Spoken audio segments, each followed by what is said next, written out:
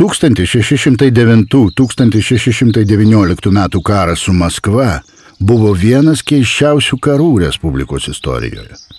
Nors oficialiai Respublika karą pradėjo 1609 metais, bet keli tūkstančiai jos piliečių, kaip samdiniai, jau kelerius metus kariavo Maskvos vidaus kare. Nors skelbiama karo priežastis buvo siekis atkovoti 1513 metais maskvėnų iš Lietuvos didžiosios kunigaikštystės atimtą Smolenską, tačiau Lietuvos bajorui karui nedavė pinigų.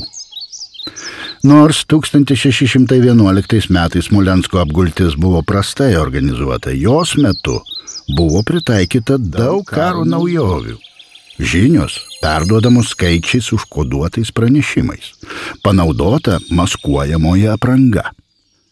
Apie karo grobį svajoję Respublikos didikai ir samdiniai beveik 2 metus praleido prie Smolensko sienų pykdamiesi, regzdami intrigas ir maištaudami. 1611 metų vasarą apgultis baigėsi. Nutekamajame miesto sienos kanale padėjus parako ir įsprogdinus mūrą. Į miestą įsiveržė grobio trokštantys kariai.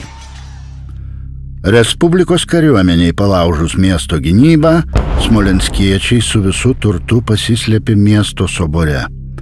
Šis stovėjo tarp parako sandėlių, kuriuos pasiekė šturmo metu mieste prasidėjusios gaisro liepsnos. Soboras sprogo. Drauge su juo sprogo ir brangenybės, o tuo pačiu ir Zigmanto Vazos viltys karo grobiu padengti išlaidas. Nepaisant to, Smolensko žemės atkariavimas buvo paskutinis Lietuvos didžiosios kunigaikštystės teritorinis laimėjimas.